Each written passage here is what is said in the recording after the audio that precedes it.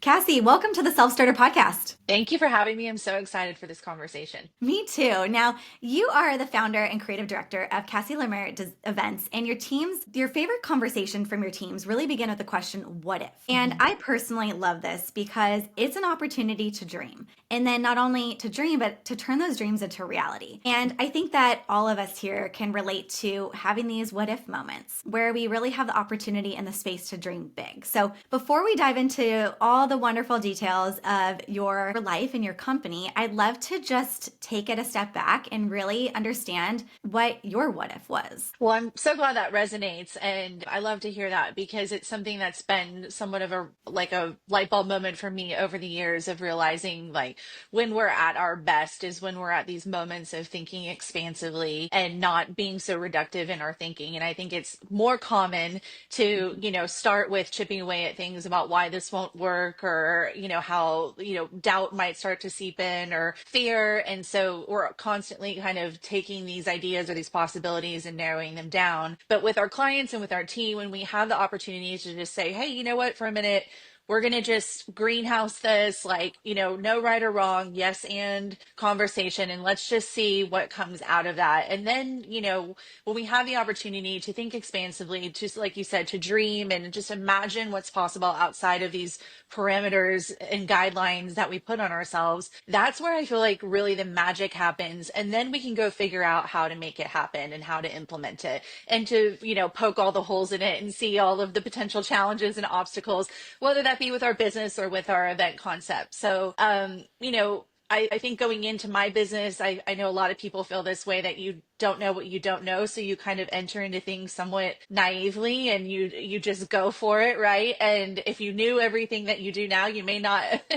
have done it. So it's a great exercise and just like, well, what if, I tried this path and, what could that look like? And just having, a little bit of that a sense of believing in, what's possible and also knowing that sometimes things are better than you could have even imagined and that we don't allow ourselves to go there or to even think to that level. And so what a magical thing that is to know that, sometimes it's even bigger or better than you could have thought of. Well, and it's so interesting because as you were just explaining all of that, I'm nodding my head because I'm picturing children. Hmm. Like when you have the ability, when you're a kid, you have these big dreams and these big Hmm. aspirations because, like you said, you don't know what you don't know. Like you Hmm. don't have society at that point telling you, oh, it's too hard. You can't do that. It's Hmm. impossible, type those outside factors. You're dreaming big.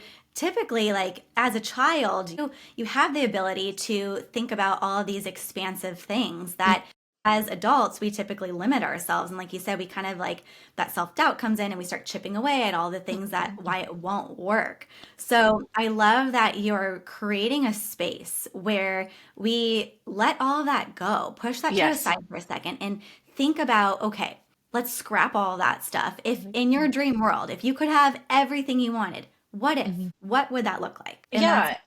that's And great. and that's a great example of, looking at our, youth and just the exploration in the sense of discovery and the lack of limits or, being self-conscious or self-doubt. And I just got goosebumps when you were talking about that because it really is a gift to look at things from that perspective. And, we've all had experiences in our lives that have made us feel like something's not possible or not achievable or it seems like so far out of reach. And it's nice to just like allow yourself to kind of like you said, set that aside, take off those filters or those bumpers and just like figure out what it is that when you start the conversations with what if, it just like opens the door for things that are just completely out of the box or on a different scale. And then I think that's one of our areas of expertise is creating those types of experiences. So we have had clients come to us with things that seemingly are impossible and we figured out how to make it possible. And I think that's one of our kind of like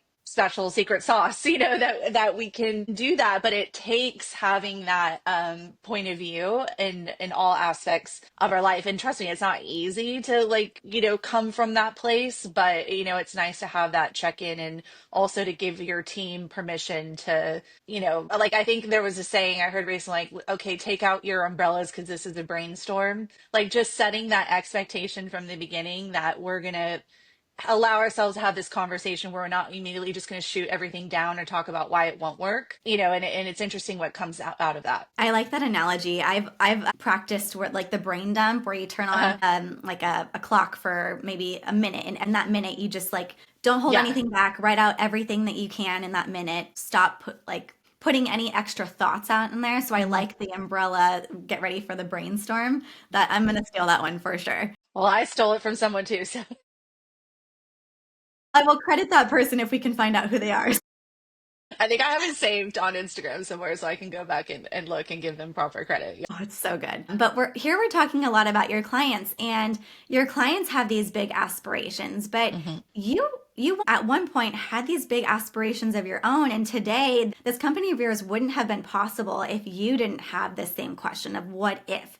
So I'd like to kind of Mhm. rewind the clock a little bit back and talk about what were you doing prior to founding this company, and how did you really get started? So I kind of joke that I was born ready to entertain. Like, there are very early family videos of me setting the table and planning menus. And it's definitely clear that it's just kind of always intrinsically been in me, this desire to make occasions special and to host events. And I certainly sought out opportunities throughout my life to be a part of planning events and experiences for others. And so that kind of led into a career, I started out in fashion actually. So all of my background is in luxury brand experiences. I kind of live and die by fashion. I wanted to start, my big dreams of I wanted to move to LA and work in fashion. And, so that was something that was a stepping stone that I made possible, which was at the time a big leap. I didn't know anyone in LA. I was coming from the Midwest. That's a huge transition, a big difference and just kind of like a culture shock, so much to explore and learn. So that was a first kind of step in that dreaming big, and there were certainly people that helped me along the way to get there. And from there I was in house with some really celebrated luxury brands for many years, doing all of their experiential events. So I had the opportunity to be in house, dedicated to one brand, and I loved what I had considered what I thought to be my dream job. Like, I really loved what I was doing, and being dedicated to the, kind of the lifestyle of the brand and communicating that in a variety of experiences and touch points. But there was always that, like, what if in my mind about, like, what if I started my own business? What if I went into a consulting role? It's a natural progression, I think, for someone in the events industry to think about those possibilities. So 6 years ago now, we just hit our 6 year anniversary mark. I was going through a transition with my current role, and there was an opportunity where I was either going to decide to stay on with a kind of a reorg, or it was this moment where if I was going to go for it, this was the window. And I had someone approach me and actually, not knowing that I was considering starting my business, asked about, if I would ever consider planning an event outside of the brand that I was working for. And it was definitely like the vote of confidence I needed, that there was proof of concept, that's, there were other clients that were interested in our point of view and what we can do. And it just gave me that nudge to go for it. And I had no clue what I was doing. I had nothing lined up. I had no contracts, no business entities. No, I had to figure all of that out and work kind of backwards, which is unusual for me because as a planner, right, I usually have everything lined up, thought through, worked through, buttoned up. So that was a little bit out of character, which is also interesting, because it's not necessarily my nature to do that, but I just kind of jumped in, and I'm so glad I did, because it's a perfect example of, like, I loved my job then, but then where I'm at now and the things that I've been able to do and the experiences I've been able to be a part of for people, and some of the greatest memories of their lifetime, like, is such a privilege. And I just never would have imagined all that was possible for us and for me in owning my own business. Well, and I think that takes a lot of courage to go after something that is so unknown. Like you Hmm. said, you liked your job. You didn't Hmm. really have plans on leaving, but you were presented with an Hmm. opportunity. It wasn't something something that you were looking for. It kind of came to you, and you had the Right. opportunity at that point to say, I'm a planner. I don't have all these pieces in order right now. Hmm. You could have very easily said, you know what, I'm not ready for it. But Right. instead, you embraced it and you took that first step and you figured it out. And yes, maybe you didn't say you're type A, but I'm assuming a little bit more type A because Of it's like course. everything, because everything has its place and you're a planner. That's amazing. Like, you kind of have to have everything in order as a planner. But to not let that stop you from getting started is huge. And I really just want to really highlight this for anyone that's listening, because we as women especially hold ourselves back thinking Hmm. that we have to have everything figured out before we get started. But what you've just said right here, you have a very successful company, and it didn't start out that way. You started with a decision to get started and you Hmm. figured it out every step of the way. So, how was that experience? I mean, especially as someone that is maybe a little bit more type A personality where everything kind of has a step. So, Yeah. how was it? Yeah, you definitely don't get into events and not be type A. That's a pre-qualification. I will say I did make a calculated risk, right? So I was at a point in my life where I had the capability to take a little bit of a risk and not exactly know, where my steady income was going to be coming from. I didn't have a family that I needed to support. I didn't have, certain other responsibilities or obligations. So I kind of felt like if this was the time I was going to do it, this was it, right? And so there were certain considerations, of course, that I was thoughtful about the decision. But in a lot of ways, yeah, I didn't have it all figured out, and I still don't. And I think that's one of the things is like, hot topic, hot take, no one knows what they're doing. No, Okay. Like you don't. everybody thinks that, that everyone's got it all figured out and you don't. And whether that's, being a parent for the first time or starting a business or, going back to school or there's so many different ways where that applies, I personally think. And of course, there's different approaches. Like I've heard people talk about get your business plan together and do your market research. And I think that's all wonderful and great, but like that just wasn't my experience. Mine was more that it was something I had been thinking about for a long time. An opportunity presented itself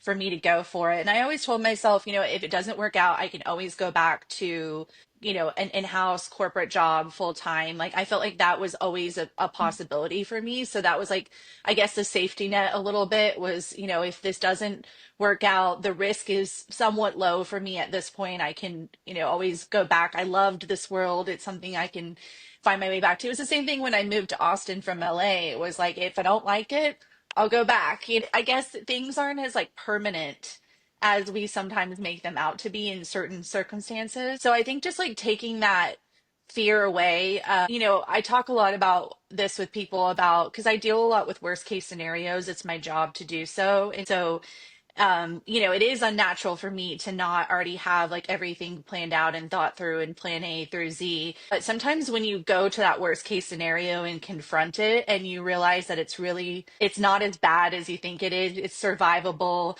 you're gonna, yeah, it might be tough or it might be uncomfortable for a while, but you'll make it through and you just like stop giving that so much power. Then I think, it kind of you confront the monster under the bed a little bit, and you realize that like you do have this capability within yourself. So all that to be said, like I just figured it out. I went and formed an LLC. I started a bank account. I got a contract and of course there's so many things that have been evolved along the way, but I knew that I had an opportunity that had revealed itself to me. And I do believe in kind of being aware and mindful of when those opportunities reveal themselves. And so I thought, I need to go for it and kind of figure it out as I go. And I'm still doing that. I mean, that's the life of a business owner. I mean, I'm sure you have, similar experiences that come to mind. Oh, definitely. Even the most, I'm going to say, like what we view as successful people out there still don't have it all figured out. And No. I think as humans,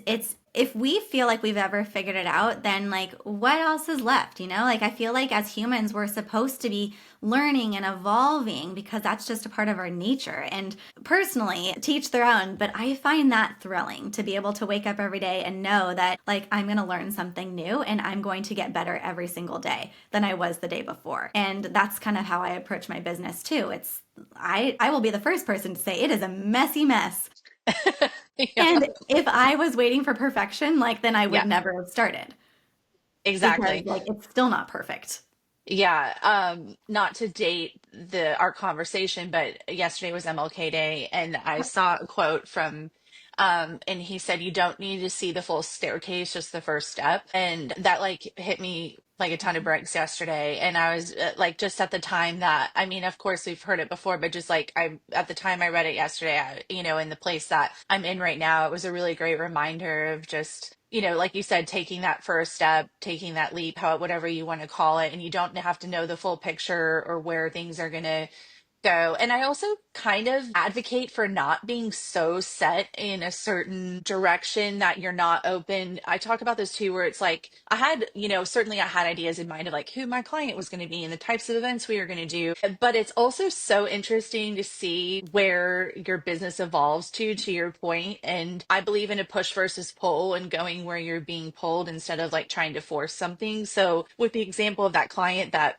kind of revealed that opportunity to me, it's interesting how like over the course of these past 6 years, like if I was so set in one direction and one vision that I wasn't open to these other opportunities, I don't know that I would be where I am. So I think it's great to just kind of like always be discovering, embracing that growth mindset like you're talking about, like I'm going to learn something new. This is, yeah, it's a challenge, or it's scary, or I feel discouraged, but just continuing to come from a place of like, I'm growing, I'm learning, changing, leveling up, whatever it might be, is super helpful as a business owner because it's easy to get discouraged or to feel like you're not really, making progress. It's definitely, it's a long journey. I love that piece of advice because I think so often we're fixated that it has to be a certain way, but Yeah. you could potentially be saying no to something that is potentially even bigger for you Hmm. and for the people around you. So it's like just be open to evolution because things Yeah. will evolve. And they honestly should because we're talking about you're going to grow as a person. So what you start with today is going to be so different from what your business looks like in X amount of years. Said like where we are today. So I'd love to Hmm. just put a spotlight onto what your business is today because we are 6 years since the decision Hmm. of actually saying yes to that opportunity, and lots Yeah. can happen in 6 years. Well, and also before we get there, I do want to kind of tack on to your point about your business will evolve, but also the world around us in our industry changes too, and it's happening at a very rapid pace. So we have to adapt and evolve with that. And so as soon as you feel like you've got something figured out, something else is going to come along that's totally going to rock your world and disrupt everything you're doing. So change is a constant, and like you said, just embracing that and knowing that it's part of the process, and trusting in that is important not only for like how your business and yourself individually develop and grow, but also like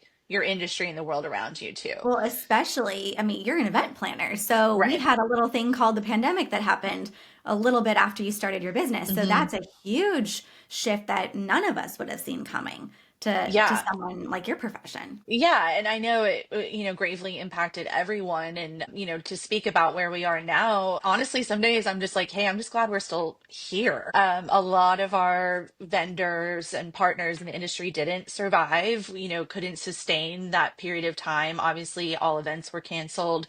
The landscape for gatherings and events and celebrations completely changed as, everyone was impacted. But yes, also hospitality and events.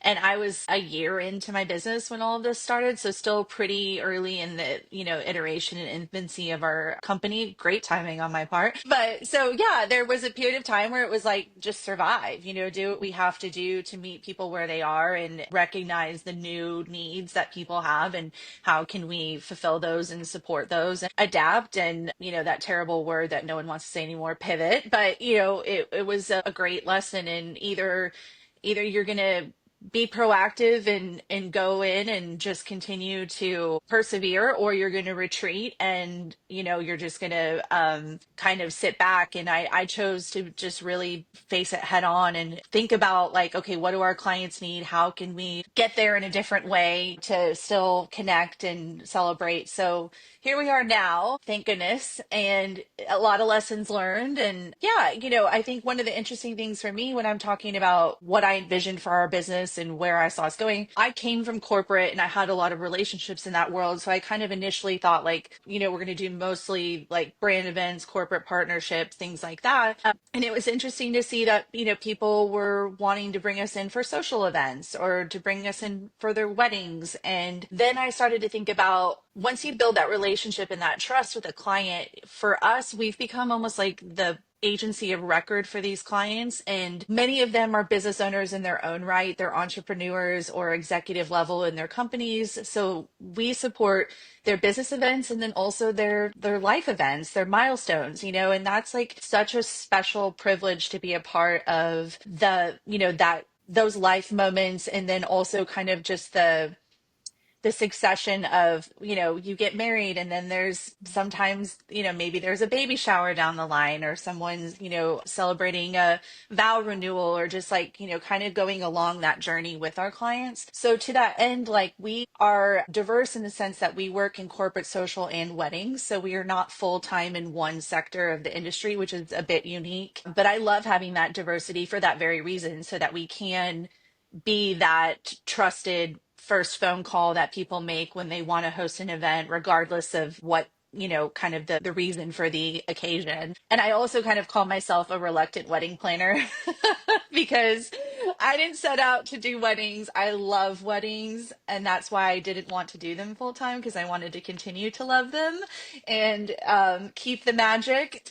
So I laugh because, we do have those opportunities come to us, and we do, it's, again, it's an honor to be a part of those occasions, but I we do partner on those on a select basis, because I really think it's important to keep giving ourselves that creative diversity. So I love being a part of weddings, but it wasn't necessarily what I set out to do. But when people saw our point of view and how we plan events, it was just a kind of a natural place for us to be. Well, and it sounds like you're truly delighting the customer. You are putting the customer at the forefront of everything. And when you Hmm. do that, it creates a relationship. Hmm. And that's what you have here. Yes, you have an event agency where you're really bringing these big dreams to life for these individuals, Hmm. but you're crafting relationships in the process. Because, and like you Hmm. said, you're being a part of all these life moments for these Hmm. individuals, whether it's on the work front or the personal front. And I think Right. that's the biggest compliment that you can get from your clientele is when you get repeat business and Yes. referrals. Like that's when Yeah. you know that you're doing something really special here. Yeah. And again, this is something I had to figure out for myself and my company, but I compared myself to other businesses in our space who were, doing hundreds of events a year and, kind of burning and churning and producing at this, high quantity level. And I, had a tendency to compare myself and think like, oh, I'm not doing Mhm. enough, or I'm not, that's where I want to be. And then I had to like have a real check in with myself and realize that for me and my business, my definition of success is different, in that I feel, to your point, like it is the greatest compliment to have Mhm. that relationship and that ongoing collaboration with our clients, as opposed to kind of having like a revolving door of people coming and going that we work with once and we don't partner with again. And so I was starting to realize that like quality over quantity is more my approach, and what we're looking, the type of service we provide, the level of detail, the relationships, and the time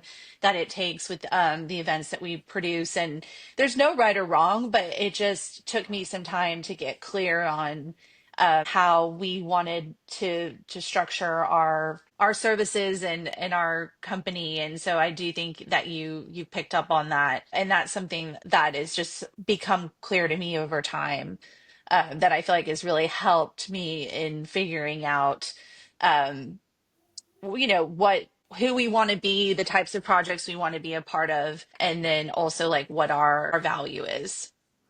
And I think just as business owners, but also as people in general, we can relate to going down the comparison trap. With social media so easily at our fingertips these days, it's hard not to compare yourself with other individuals, other businesses. But I really like what you said, and I just want to emphasize this again, is that you got clear on your values. What is Mhm. important to you, and also what is your definition of success? Because your definition is going to be very different than Susie Q down the street.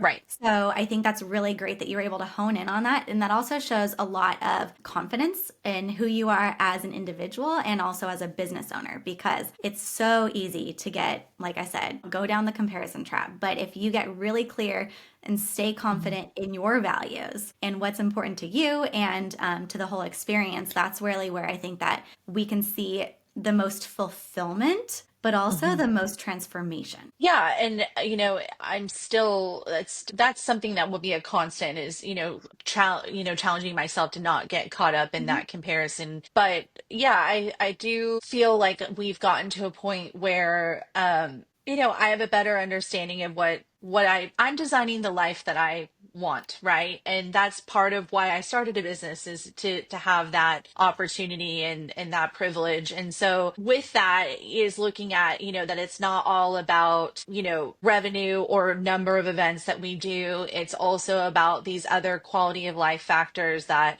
are important for me and for our team. And so I had to kind of reassess what I was chasing after, because you can expend a lot of time and resources chasing after something just because you're kind of caught up in this idea of this is what you should be. Or, I think a lot of people think that you have to scale and you have to have volume, and so I got clear on, like, I'm okay being a boutique agency. I'm okay only doing a select number of events a year. I'm okay with growing more organically. I also want to have time to be a new wife and a new dog mom and to have other creative pursuits and interests that that fill me up. And again, don't have it all figured out, but just learning that it's not apples to apples. And I also believe truly, and this is something I think that we have to ask ourselves when when conducting business, is like, you're looking at what you see, right? That, this end product or client that they might have, but you have no idea what that process was like. Was the client really difficult to work with? Did they not respect you? Did they not value what you bring to the table and your expertise?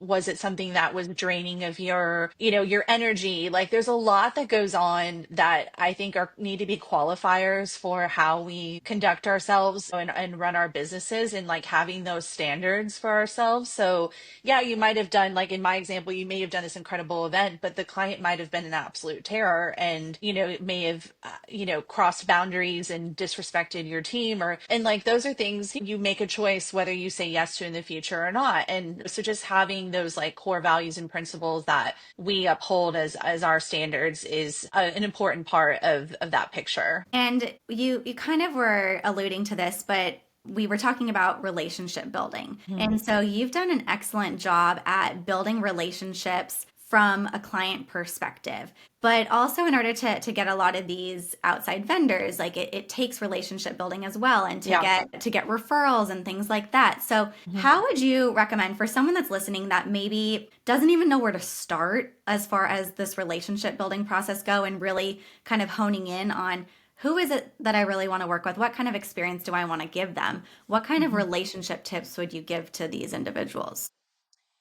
I mean, for me personally, I can tell when somebody is really focused on more of the transactional component, where it's just, their kind of mentality is what's in it for them. And if there's nothing immediate that they can see that they can benefit from, they really don't have the interest in investing in actually like developing a relationship with you. So, that's not our mindset. And I think you learn a lot about people when they're told no, whether that's you as an individual or someone that you're potentially potentially considering partnering with. I think it's really telling how they conduct themselves in those moments of, maybe something not working out and the timing not being right. And do they immediately like go on the defense? Do they immediately write you off and no longer have any interest in staying in touch with you? Or is it something where they see the bigger picture and they still choose to have a relationship with you regardless of whether there's something immediate in it for them or not? So my advice for relationships is like I always try to add value to others and leave people better than we found them. And I do think that that ends up being reciprocated in the long term. But for me, if I can do something for someone else or I can remember a detail about them that's important to them and I can ask about it the next time I see them, or if I read an article that reminds me of them and I send that to them, like to me, that's much more meaningful as far as like developing those relationships and getting a better understanding of their values and approach to business. And then with that, a lot of people are on my bucket list. I'm like, someday I really want to work with this person, or the right opportunity will come along and I already know who I want to pair. And I think that's part of what makes our event so successful is we're hand selecting those teams. And like you said, taking the time to develop those relationships ongoing, whether there's like an immediate opportunity to work together or not, knowing that, we're kind of archiving those things away in the future, there's something's going to present itself. But I think the relationship piece is, I want our vendors to feel as well cared for, if not even more cared for than our clients. And because they really are the ones that are tasked with going above and beyond to make these experiences happen. And we ask a lot of them and of ourselves. So, there's certainly a level of the way that we have to care for them. And then also just, I think that I want to be known for truly caring and truly being someone that is invested in your well-being, and regardless of really what's in it for yourself. So I find that to me is the more successful way of building relationships than kind of just being more transactional, or even I don't even sometimes want to talk business with you. You know what I mean? Like I just want to get to know you, and I want to know what your hobbies are, or like what things you're excited about right now, and the rest will come. I don't know. I guess it's the adage of like people will do business with people they like, right? I mean that it kind of goes back to that. I actually came from a corporate sales background, and as you're talking, all my sales days came back to me Hmm. because I was definitely the relationship builder. I was a top performer, but it wasn't like I wasn't typically the one that was going to get the one-time sale close because I didn't push for those. Like Hmm. you were talking about, I wanted to get to know you. I wanted to know what did you do over the weekend? Like, tell me about your family. Like, Yeah. what lights you up? Things like that. And Yeah. having those relationships, like, it takes time and effort, but it's worthwhile Hmm. because I personally get lit up from those conversations, but also it builds that know, like, and trust factor. And people want to do business with people they like you said. And I think by you having a smaller clientele. I don't want to say smaller, but you're not doing like the churn and burn where you're just like Right. busting out a bunch of Hmm. events. You can't get to know your clients like you can when Hmm. you have a more intimate group. Hmm. And with having the more intimate group, you can know the ins and outs of their life. This is why exactly you're not only doing their corporate events, but you're doing their weddings and their Hmm. parties. Like you're in every single thing because of this relationship building. So I also wanted to highlight too, you talked about how even though you've had a very successful business so far, you still have a list of your dream clients. Oh yeah. So you have that what if list. So bringing it back to the what if here, like you as a business owner, even though you've created this successful business already, you still have those what if moments. So I just want to highlight Absolutely. that for people. Like what if doesn't stop just when you get something started. What if is a constant ongoing thing of possibilities. Yeah, absolutely. I call it my bucket list. Everyone has their own. Is it goals? Is it whatever it might be? But I have a long list of things that I dream of doing and, hope to someday be a part of. And yes, it's certainly something. There will always be those aspirations and things that we're building and working towards and leveling up, as I said before. Yeah. And I like what you said. Let's go back to that. No, was it, there's three things, No like and trust. no like and trust. Exactly. Yeah. And we've had, examples of like where we've given a vendor an opportunity, we've tried them out, we've worked with them on a project, and the way they conducted themselves on site and the way they treated other vendors is not in alignment with our ethics and values and our standards. And we chose not to work with them again. And it's, in some cases, it's been very prominent vendors that are typically on a lot of these high profile events. And, that's a choice that we make, and it's a choice I can make as a business owner, so it does matter. Some people choose to accept that. It's not something that, is like I said, how we operate and what we want to be associated with. But I think that through that relationships and building that trust, and then also being, like you said, brought into these really intimate and important moments of people's lives, and the level of detail and intentionality that we put into these events, often which we work on for a year and a half at a time, that level is not something that we can produce at this large scale, at least at this point with the team that we have. And I don't want to do that. We're very high touch, very detailed, very white glove kind of concierge level service with our clients. And so in order to deliver that, there is a capacity there that, I want to be mindful of, so that we don't start to let that slip, that and that bar lower. And because you're not just an event agency, you are a people business here. You're Hmm. putting the people at the very forefront of everything that you do. Not only your clients, but also your staff, like your Hmm. business. Like you're putting those people first as well. And I liked what you said. This is a little bit further back, but you're designing the life that I want.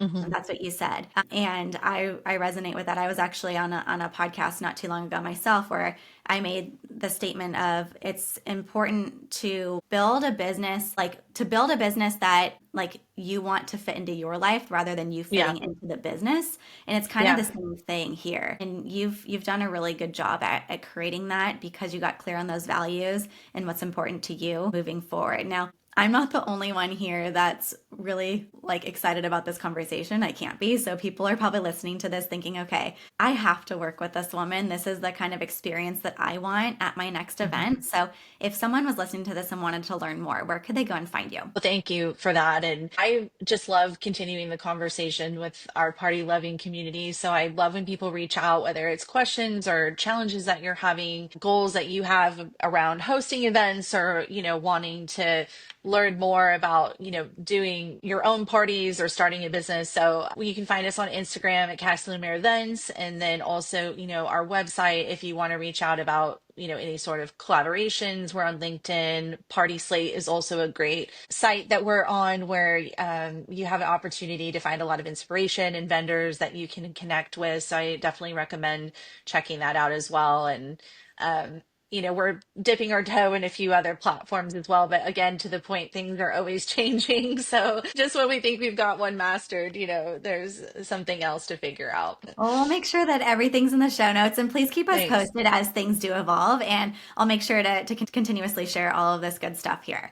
Now, I mentioned this to you before we even hit record, but the only for sure question I'm ever going to ask is any special advice for a woman that's listening to this today and is looking to really take that first step of her own in her own business? Yeah, no, it's such an important question. And I mean, there's so many different directions I can take this. But I think that, if there's an inkling inside of you that you want to explore this, I think you owe it to yourself to not end up asking what if on the other side, right? Like what if I would have done this, or if I would have, give yourself the opportunity to explore that. And I think it takes a certain person to go down this path and, to own a business. And if you have that desire and that spark within you, give it a try. And like I said, you don't have to have it all figured out, but along the way, just continue to check in with yourself and get clear on what success looks like to you. I think that's a lesson that I learned a ways into the business, and maybe I wish I would have known sooner. So as you're building it, instead of measuring yourself to these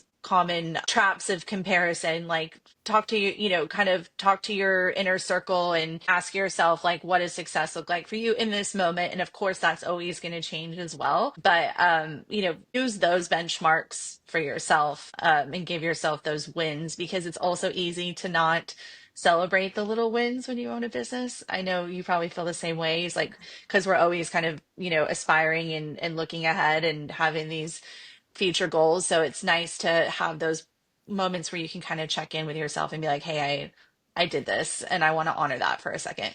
Well, that's so good. This conversation has been so good because it has allowed me personally, and I know everyone listening, to have those questions of what if, like to not only the what if to dream bigger, but also the what if in reverse. Like, what Hmm. if this goes in a direction I don't want it to go? What's the worst thing that can happen? And I Right. think that both of those questions are really important for us because it allows us to dream bigger and to take those first steps. Because when we think about all of those things and potential worst case scenarios too, it's really not as bad as we think they are. So this conversation has been just so good because it's allowed us to dream bigger, take those first steps, even if it's not all figured out, and to Hmm. also focus on what's really important, and that's the people and the relationship building. So, Hmm. thank you so much for bringing just such luxury to this conversation today. Thank you. And I've gotten even more out of it. This fills my cup too. So I really appreciate you taking the time to share ideas and experiences, because this really is, entrepreneurship is a shared experience, and it can be a bit isolating sometimes and you feel like you're on an island. So I'm really grateful for these opportunities to connect. Me too. Thank you so much for being a part of the show. Thanks.